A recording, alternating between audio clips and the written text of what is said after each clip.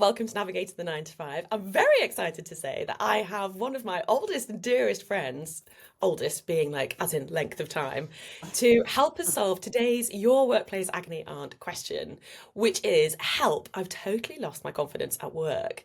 So much to unpack here. There could be so many reasons. Welcome, Jules Von Hep. For anybody who doesn't know you, can you tell us a little bit about yourself and what's going on for you right now? Firstly, Tess, thank you so much for having me, and thank you for just clarifying that I'm not your physical oldest friend. There's only a month between us, so I will take it, but Tess and I have been 6 weeks, friends actually. You are 6 weeks forever. older than me. Um, okay, so I have worked in the beauty industry for 20 years, and specifically in self-tanning, which is a lot of time, if you think about it, spent with naked bodies, naked people, and people coming to me for a hit of feel good, but also for this cloak of confidence that beauty and the beauty industry can provide. During that time, I worked with celebrities, whether they were actresses, TV presenters, politicians, royalty, you name it, but also with people outside of the public eye. And I started to notice that whoever the person was, how they felt and how they presented themselves within their body, inwardly and outwardly, actually was very similar. And it made me realize that, oh my gosh, it's not about who the person is and what the title is. Actually, we're all living in the same society where we are sadly programmed to hate how we look in order to sell product. Yeah. I spotted a gap within the market and launched my own self-tan brand, the Isle of Paradise, which exploded globally and became one of the top beauty brands within Sephora America, within Mecca, Australia, and around the UK. I was the creative director and co-founder of that for 7 years, and I exited that early this year in January.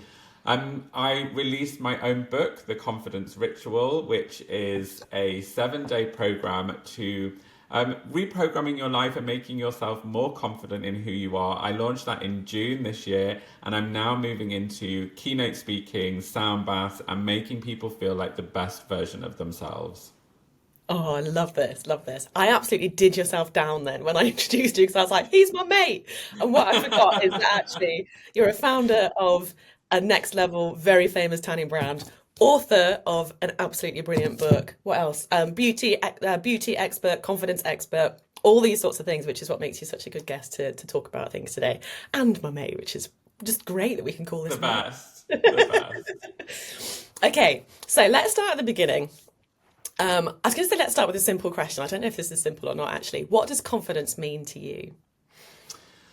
For years, confidence for me was so linked to being sexy and to having this appeal from the outside in.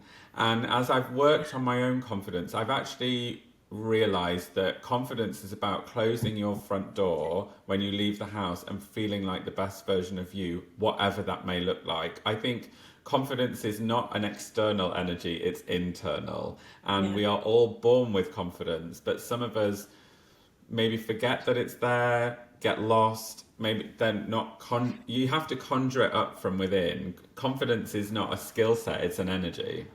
I love that. I love that. I so hard relate to that. So much of confidence for me used to be like external validation. So, like getting attention or whatever for all the wrong reasons from all the wrong kind of people and whatever. But it was never that's what used to make me feel good. But actually, absolutely, it's an inner thing, and that's what's been kind of game changing. Do you think it's an age thing? It's definitely changed as I get older. I think it is an age thing. I think there's also a stability thing when Yeah. you find a life that you like, but also I think you're lucky. Like I always think we're lucky if you find confidence because there are lots of people that don't find it and don't know what life is like with a confident lifestyle, because Yeah. unfortunately there's lots of mood hoovers, and these are the people that take your energy and take your positivity, whether that is in the workplace or at home or with families. Lots of people say their mother-in-law is one of the biggest mood hoovers. um, but people take confidence because they haven't got it from themselves, and you kind of sit in this place of just going round and round in circles. And Yeah. until you start to wake up and go, hang on, I'm not in the life that I thought I was supposed to be in, then life doesn't change. Yeah. I think that's so true. So thinking about this problem in particular, help, I've totally lost my confidence at work. Mm. I think confidence for me is so many different things. And as per your book, where has it gone? Glowing from the inside out is absolutely where it all starts. So for me, what I teach starts with setting some great foundations, and it's always within your physical health. So it's not necessarily like anything. It's that's not to do with your appearance. It's just looking after yourself, and I think Mm. that's such an important first step for kind of anywhere you are in life if you've lost your confidence. So bringing it back to work, what is it do you think that kind of is the first step we can take to sort of get regaining our confidence? Not necessarily in the workplace, I guess, because this could be affected by so many things, but It can be affected by everything. I think accepting and addressing the issue head on mentally, whether that is starting a journal, whether it's talking about it with a friend, whether it's like you're doing now, listening to podcasts about confidence in itself. It's about actually realizing that, okay, this is a confidence issue. There's something that I've got within myself that I'm not feeling like myself. Because remember that the problem isn't you, it's external forces around you that are feeding in and making you wobble. And yeah. this could be because I have personally struggled with confidence at work, and I still struggle with confidence at work. It's part Mhm. of being human, and accepting that that is part of the process, I think, is one of the first steps. And then start addressing the factors that you maybe think, or you might know in your gut already, are affecting your confidence. It could be teammates, it could Mhm. be management, Yeah, it might be that you've got comparison to friends in their other jobs, and that's affecting you in your place. It might be that you have body confidence and appearance issues mhm. within the workplace because there's comparison to other people there. There are lots of different layers to it, but until you start to put it down on paper and get it out and look at it, then it might not even feel like a real thing. Yeah. I think that's such great advice. Step one, journal about it. And loads of people, there's lots of people are like, oh, I hate journaling. I haven't got time for that, whatever. One of the things I used to do when I didn't have time is I used to like talk to myself into a WhatsApp message that I'd send to myself. So if you don't get on with journaling, it's still a really, really important exercise to do to actually try and get to the bottom of what it is that you don't feel confident about. Because it Mm. might be that you think that it's a work thing because how you show up at work is different to how you used to, and you feel like you've lost your confidence a bit. But actually, it could stem from anything. You know, it might be a physical thing. Like you said, it might be a comparison thing. It might be a kind of I know people get it a lot when they sort of step up into the next level and then they're like, oh shit, how do I do this kind of thing? Um, but yeah, so step one, have a look at get really clear and try and articulate what it is exactly.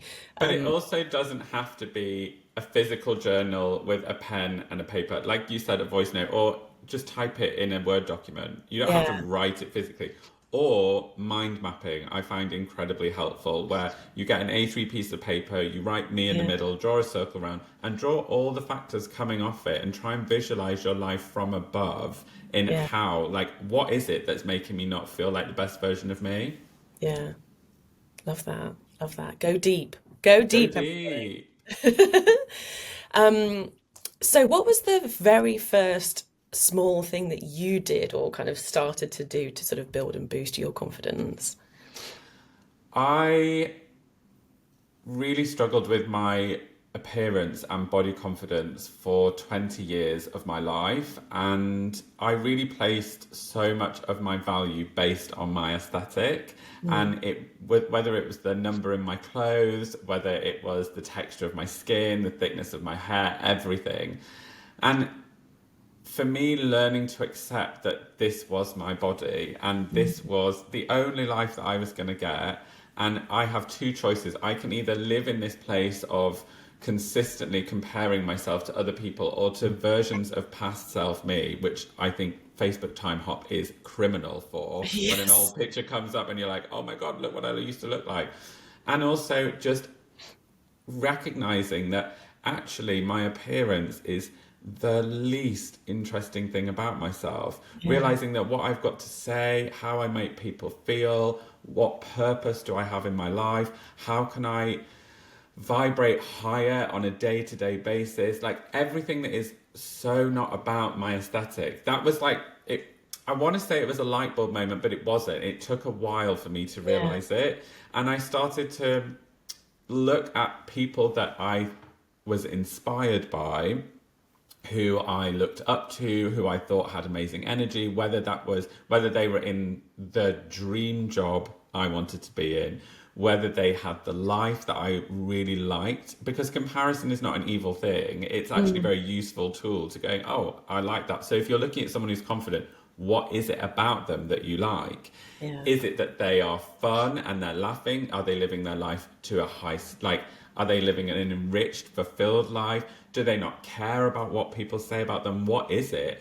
And actually use that to your advantage. Take inspiration from that. I think that's where, yeah, that's when I first started to turn the wheel. But the thing is, the ship of confidence doesn't just turn overnight. Yeah. It's a big thing to do. And if you're in a state of not feeling confident, A, in the workplace, or B, just in your life, the tiny little things that you do today, if you keep doing them on repeat, will have a knock on effect to your positivity and your feel Yeah. good vibes in a year's time. But unless you start pulling the levers and turning the wheel, then that ship might not turn. Yeah. So you talked a bit about kind of moving away from this sort of kind of space of comparison, I guess, and you talk about this bit in the book. Mm. Um, are there kind of like sort of tangible things that people can do to I'm thinking, for example, social media, obviously one of the biggest culprits of comparison. And if you're in a space of not feeling great, depending on what it is that's triggering you, if you follow people that do that thing, i.e., are slimmer than you, perhaps more successful than you, or whatever, then it can be inspiration in a way because it's showing you that actually perhaps these are things that you want, not necessarily like a weight thing, Mm. but like a health thing. Let's like Mm. fully rephrase that. So what did you kind of start like curating your life essentially and getting rid of the people that really triggered you, or you just sort of went deeper into it? Oh my God, massively, Yeah, massively. I really started to look at the types of people that I was hanging out with yeah, and how they made me feel, how these conversations made me feel. Like, were the people that I was hanging out with almost using me or yeah, making very negative comments about other people's appearance or their appearance? And then I was picking that up as thinking that's about my own appearance. yeah, It's really hard to get rid of people in your life. It's a hard thing to do to consciously with yourself go, I actually don't want to hang out with that person anymore. They're not yeah, making me feel good. Or I don't want to work with that person anymore. That's not giving me joy. yeah, But ultimately, I think life's too short to hang out with people that really pull you down. And it's the same with social media. I've got friends who I like them in real life, but I don't like them on social media. And I just mute them on social media because they don't make me feel good. yeah, And I'm not we can't blame social media for how we feel. yeah, You control the scroll. So it's yeah, up to you whether you want to fully engage or just hit the mute tool. yeah. Also, I think tech breaks are highly underrated, Mhm. and putting your phone in a drawer one evening and not looking at a screen and just living in the real life and looking at everything that you've got around you and what you can be grateful for is incredibly powerful to raising your inner vibrations. Yeah, absolutely. Absolutely. It's all about taking breaks, curating what's around you. But like you said, I think you made another really valid point there, which is like comparison or jealousy, if it gets to kind of that Mm. sort of level, is actually it can be a really positive thing if you approach it with curiosity rather Yes. than like shame that you don't have this thing. And actually, if you think of it, take the time to get curious about it, maybe again, journal about it, talk about it, even with a friend or whatever, like, oh, this person makes me feel this way. I wonder why that is. Oh, actually, maybe it's telling me that I want this in my life and I don't have it. And actually, then you've got that clarity that you can then go like, okay, if this is what I want. And then I guess what probably is quite difficult if you're not feeling very confident at the moment is forgetting that you actually have that power to change things. We Mm. all have, we're powerful beings. I think it's so easy to forget that. Oh, totally. And it's very easy to be comfortable and stay put. Yeah. Yeah. And I think if you want to make changes, the, there are lots of people who fear change as a concept, but change is the only constant. It's the Yeah. only thing that stays consistent is change itself. So embrace it and bring it in. And look, if you want to do something that makes you feel good, whether that's going to a yoga class by yourself or it's going to some kind of wild tribal, like somatic healing dance session, whatever it is that you want to do, just do it. Just do it and go, Yeah. like, feel the fear and do it anyway. If you want to go on your own, go on your own. That's something that I wish I'd started doing so much sooner, is Yeah. just going and exploring things on my own that I want to do that make me Yeah. feel happy, rather than being like, oh, well, I haven't got any friends to go to that with, I won't go. Yeah.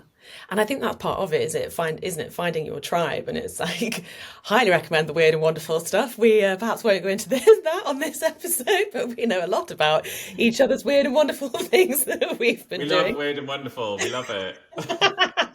Highly recommend. Go and do some weird stuff. Go and find your tribe. And I think talking about what confidence is, um, it's to me it's so many layers, and actually one of them is finding your tribe.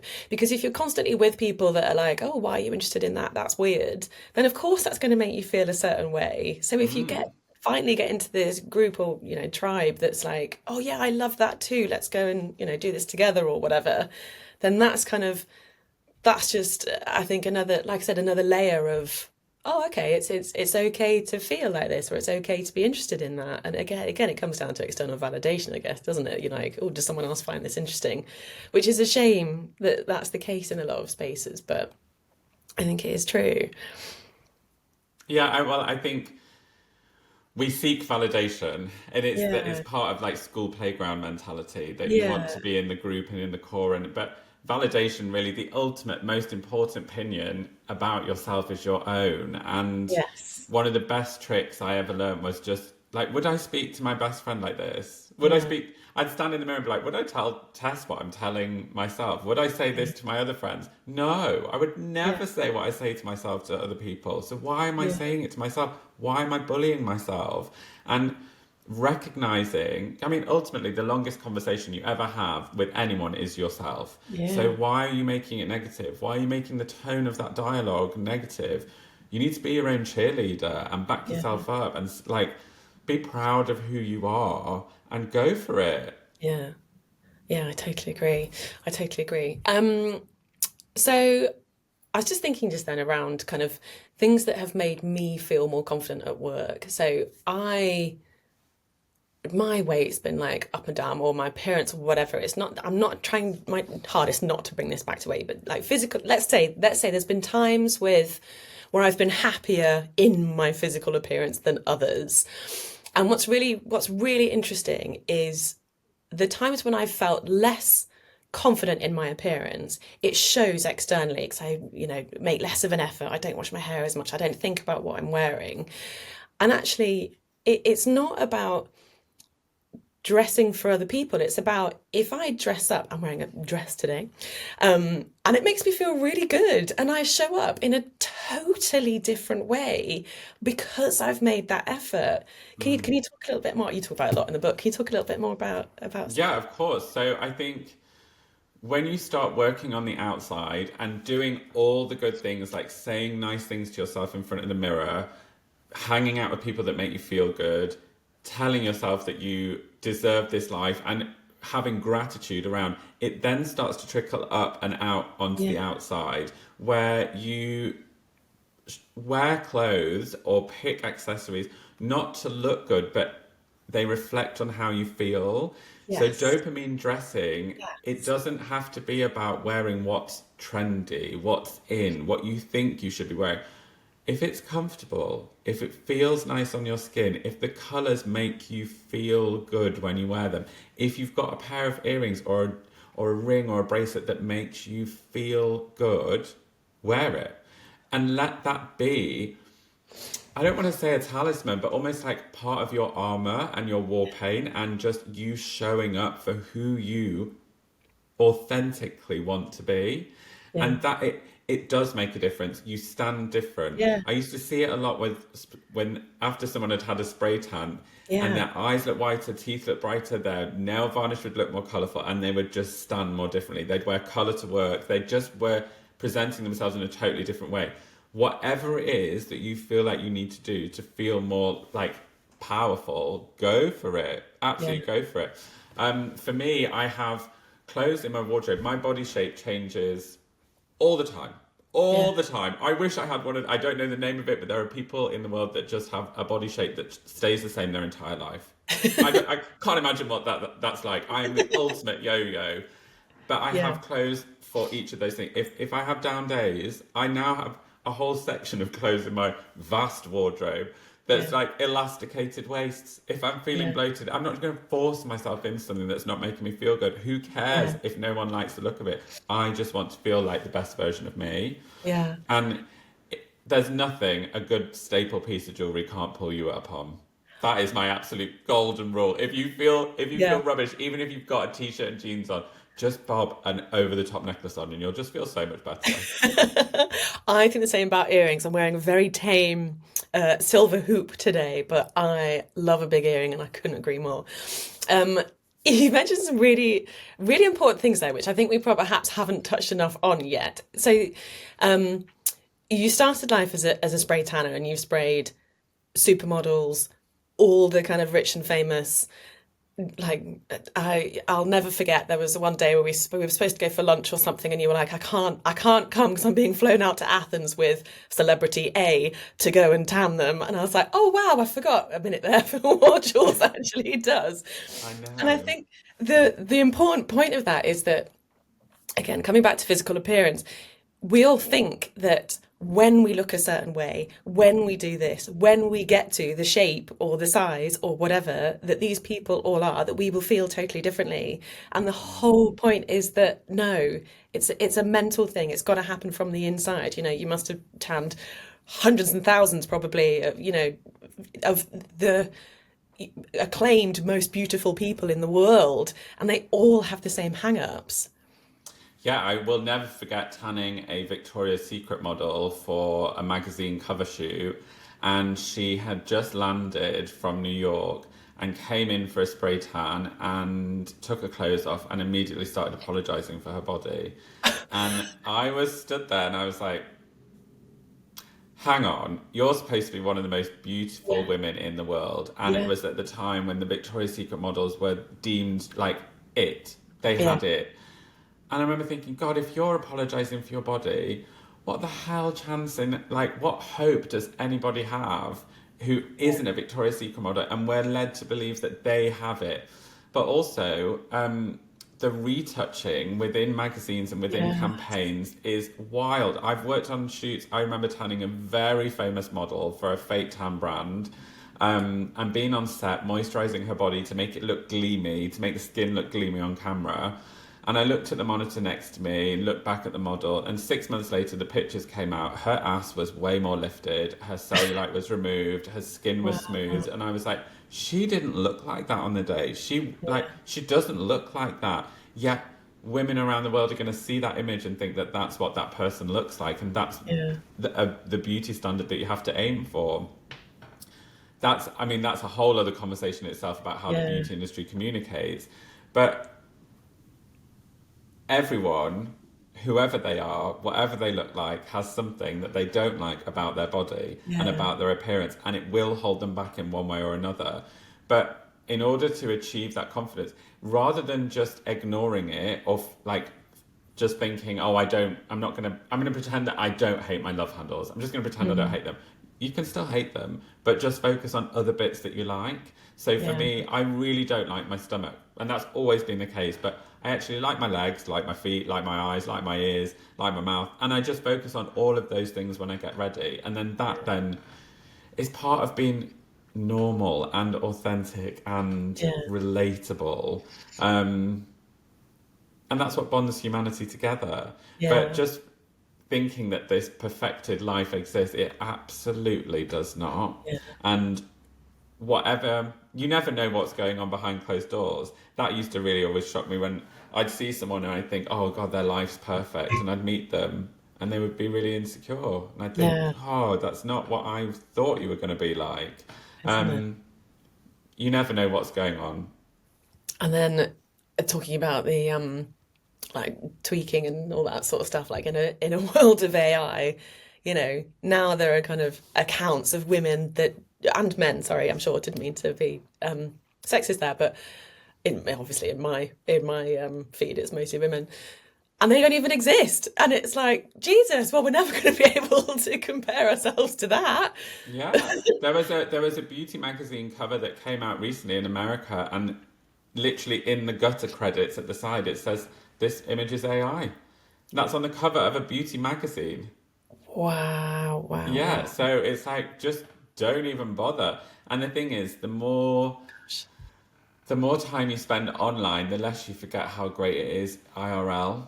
And Yeah, that's why I link back to tech breaks. If you are lacking confidence, put the phone in a drawer, yeah, get off the screen, and just go for a walk in nature. Remember that energy and vibes. There's an amazing quote by Albert Einstein, and he says that energy can't be created because it already exists. It can yeah, just be changed in its form. So you have the power to go out and change your energy. If it's feeling yeah, negative, you can change it into good. And that is by spending time in nature, being with people that yeah, you love, saying nice things to yourself. I know it all sounds very easy, like, yeah, of course that makes sense. But unless you actually do yeah, the work, you yeah, might not see the knock-on effects. yeah. Doing the work is absolutely key. You can read about it as much as you want on social or whatever about how important it is to do these things, but you have to actually take a break from that and go and do it. I think that, Totally. I think that's really good advice. So if somebody is kind of in the thick of like a confidence crisis now, if it's well, whatever it's to do with, to be fair, whether it's a work thing, a physical thing, I don't know, family, friends, whatever thing, whatever's going on for you, focusing on the positive is it's really great advice. I also love as well gratitude. I personally think it's the eighth wonder of the world after after compound interest, but that's a whole different story. Um, because it is absolutely life changing. If anybody knows the book, The Magic is absolutely life changing. Jules and I have done it together, and it's like Game weird shit happens. changing. And it is a 28-day really intense gratitude process, but it absolutely reprograms your brain to find the positive. So if you're in a space where, say, you're struggling with a work situation, if this is a confidence at work, think Mm. about all the positive things that are happening for you at work and what you're grateful for. You might have an office that you go to which is, fully equipped. They might give you a laptop to work on, which is, however many thousands of pounds depending on what you've got. You might have a work husband or work wife that you can chat to all the time, and how wonderful and how lucky is that? And actually, this isn't like a toxic positivity thing. This is just a reminder to ourselves that we actually have so many great things in our lives, and that can sort of get you out of the funk, I think. Like, again, another kind of good first step. It brings a conscientious awareness to your actions. Yeah, So feeling grateful for everything around you, but also whether if it's lunchtime, don't just go get a sandwich from the place that's easy. Consciously think about what am I going to choose to yeah, have for lunch today that's going to make me feel good. yeah, How am I going to, and taking a lunch break. yeah. I was going to say, yeah, It's so powerful, and I used to be so guilty of just working straight through lunch at my laptop, yeah, sandwich next to me, and now I always consciously take a work break, and I think I've done that for the past 10 years, just yeah, getting up, going, sitting somewhere else, and taking time away. There's no point being burnt out and frazzled. It's not good for anyone. yeah. COVID was a big thing for me actually for lunch breaks because we all worked from home like 100% of the time, and I was like, I am literally going mad in these four walls.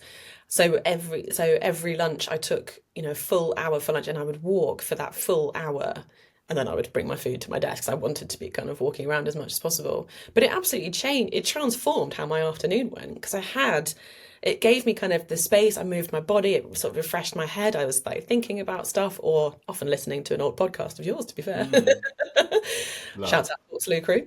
Um, and then that made me so much more productive in the afternoon. It was actually, again, when we lose our confidence, when we're feeling low or whatever, we forget the basics almost, I think, don't we? Or we don't think we deserve it, or whatever it is that kind of sits behind it, we just forget.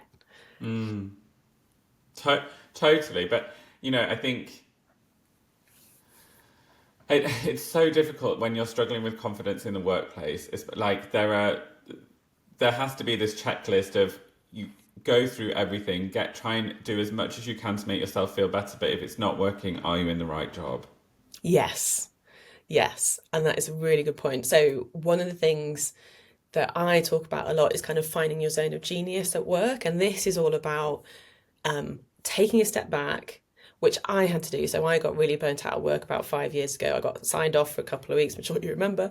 And during that time, I was really lucky to work with a coach, and I had a new manager, and they basically kind of gave me permission to be like, am I even enjoying this job? Who am I? What do I want? What am I good at? What do I love to do?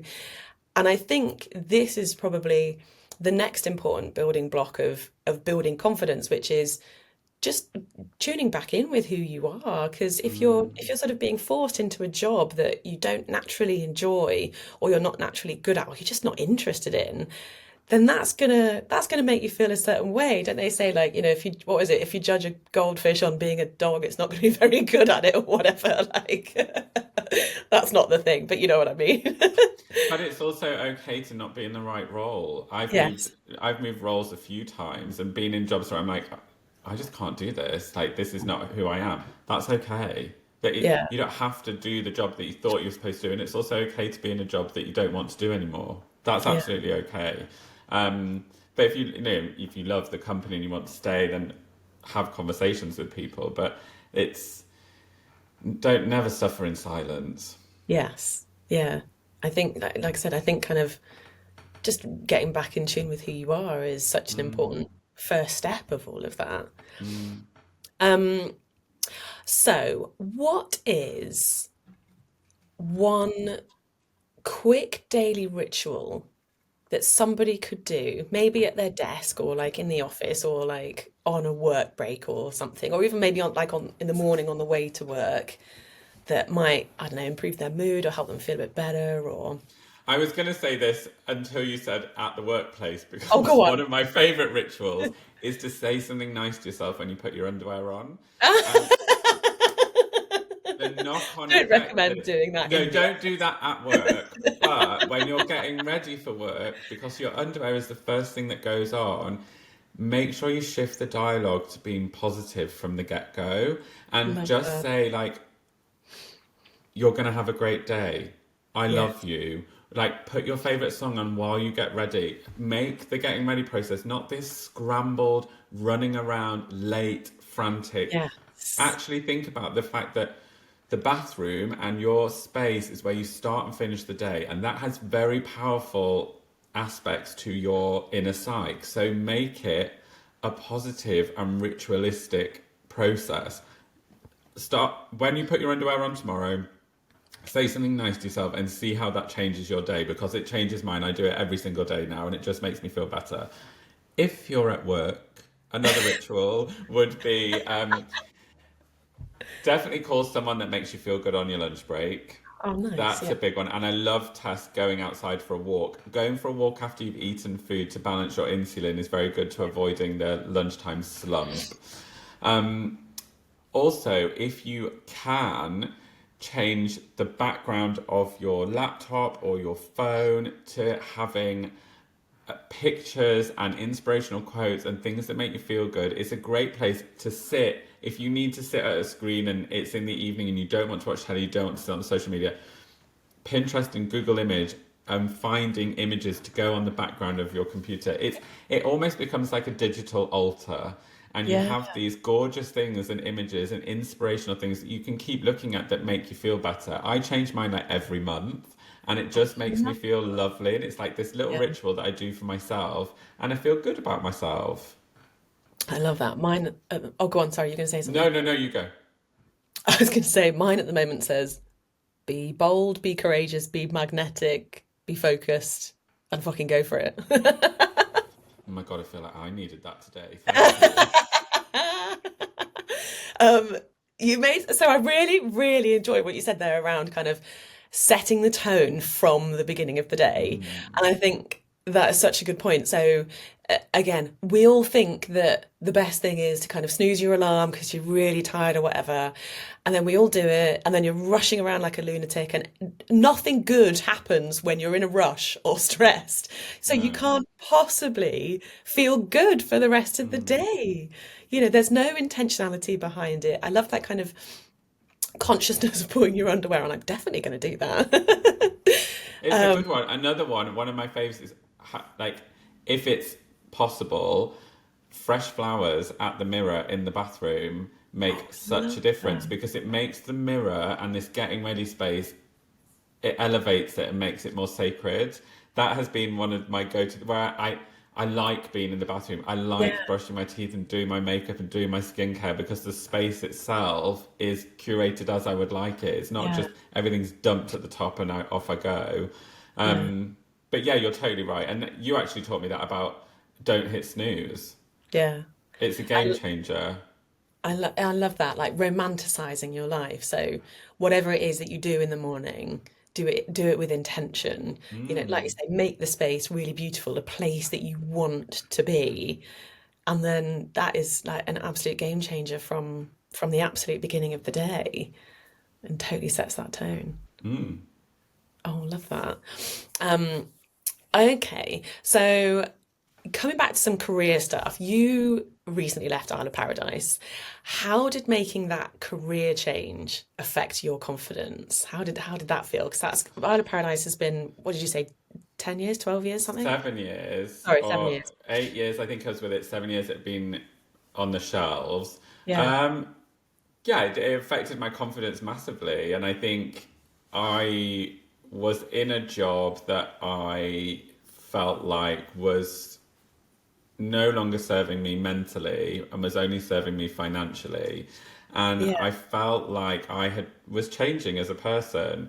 And I've been in this position before where I've stayed in the job yeah, because that's what I think I should do.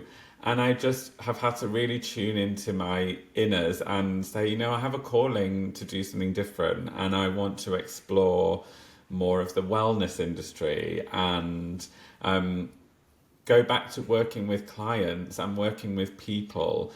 yeah, I wish I was built for boardrooms and C-suites, but I'm actually not. I'm built for working with people who are in boardrooms and yeah, C-suites. yeah, yeah, yeah. Um, I think, yeah, it knocked it. Of course, it knocked it. And it took time for me to kind of process that, but it was the right decision to make, and Yeah. I'm a firm believer in that. And the only way is up. Love that. I think this is probably potentially a reason actually for people losing their confidence, which is a big career change, a big move. Maybe it's up, maybe it's sideways, Mm, whatever. And then before you know it, imposter syndrome has crept in like to the nth degree because you're suddenly doing this very different, perhaps bigger, broader, whatever kind of role. And I think I always, when it comes back to imposter syndrome, I'd love to hear your thoughts on this, but just really quickly. So there was this, oh, I can't remember this woman's name, but she did this like commencement speech somewhere in America at a university or something. And she shared that, I'm not sure if I've told you this before actually. She shared that the roots of imposter syndrome are from this thing called bicycle face. Have I told you this? I think you have told me, but we will have been drinking rosé, so do Yeah, tell me again. So the roots, I'll link it in the show notes because it's an amazing thing. It totally just kind of helps you think a bit differently about it. So the roots from imposter syndrome, and there's been like studies or whatever on this, are from this thing called bicycle face. So back in the whatever decade year it was when bicycles first went out, women started suddenly getting this freedom where previously they were always reliant on men to be kind of driven around and stuff. And this isn't a sexist thing. This is just a kind of matter of fact, as I understand it, sort of explanation from where it's come from. So women were suddenly getting this freedom, and then so came this thing called bicycle phase, which only affected women.